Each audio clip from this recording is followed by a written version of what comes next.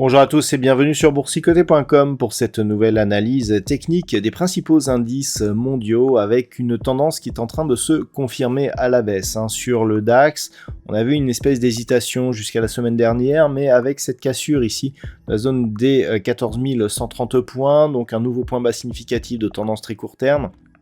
Et des cours ici qui, malgré une dynamique haussière, ont du mal à repasser justement cette zone horizontale et restent ici sous la moyenne mobile 20 exponentielle. Clairement, on est en train ici de confirmer la dynamique qui s'était orientée à la baisse, surtout depuis le contact ici sur la bande de Bollinger inférieure que nous avions eu au milieu du mois d'avril. Donc il faudra surveiller la semaine prochaine cette zone ici des 14 130 points. C'est elle qui nous donnera le signal d'une possible reprise d'un mouvement baissier. Par exemple, si on venait recasser ici cette zone des 13 790 points et la zone des 13 460, on pourrait connaître une accélération baissière relativement forte. Les indicateurs techniques sont assez neutres et peu orientés, donc c'est vraiment les niveaux horizontaux qui pourront nous renseigner la semaine prochaine. Sur l'Eurostoxx 50, la configuration est sensiblement identique, ce sont juste les niveaux qui changent.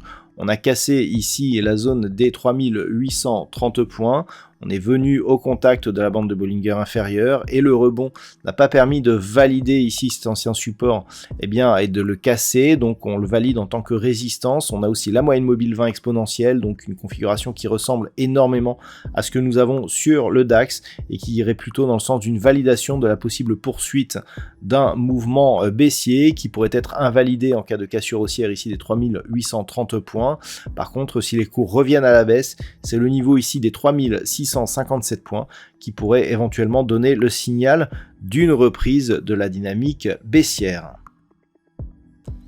Sur les indices américains, avec le S&P 500, on persiste à évoluer ici sous cette zone des 4238 points, niveau qui avait plutôt bien résisté lors de la précédente phase de baisse. Là, le problème, c'est que le point haut significatif qui a suivi n'a pas réellement réorienté la tendance court terme, donc on est presque en train ici de rentrer dans une dynamique totalement neutralisée, mais le fait que l'on persiste ici à tester la partie inférieure de ce range, que l'on pourrait quantifier ici entre 4238 et 4715, fragilise et va plutôt dans le sens d'un retournement majeur de la tendance.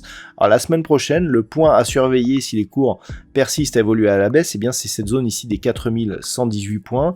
Si ce cours venait si cette zone venait à casser à la baisse, on aurait confirmation d'une dynamique baissière, puisqu'on aurait une succession de points hauts et de points bas qui iraient plutôt dans le sens de la baisse.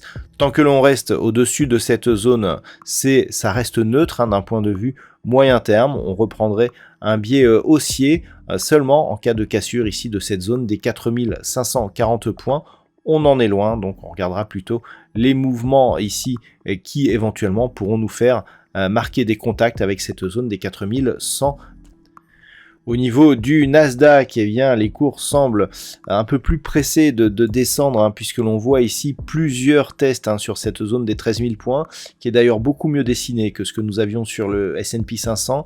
Là, on voit que c'est vraiment ce niveau qui, en cas de cassure, pourrait vraiment confirmer le retournement de tendance, dont les signaux ont déjà eu lieu. On sait que le Nasdaq, depuis quelques semaines, sous-performe son homologue un peu plus élargi qu'est le S&P 500.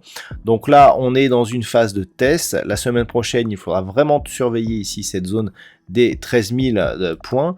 On voit ici que ce niveau a été testé à de multiples reprises. On sait qu'il est significatif et donc une rupture nous donnerait un objectif de poursuite ici d'un point de vue moyen terme en direction des 12 205 points.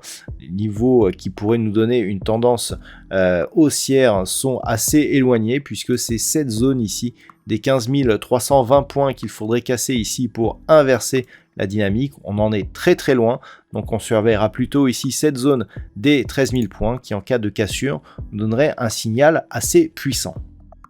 On termine avec le Nikkei, donc un indice japonais qui ne parvient pas à sortir ici de cette dynamique baissière. On avait tracé ici cette résistance oblique en trait pointillé.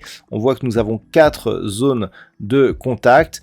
Depuis le dernier contact ici, on s'est stabilisé, on n'a pas eu de nouveau plus bas significatif, donc pour l'instant on reste ici dans cette dynamique, mais sans confirmation.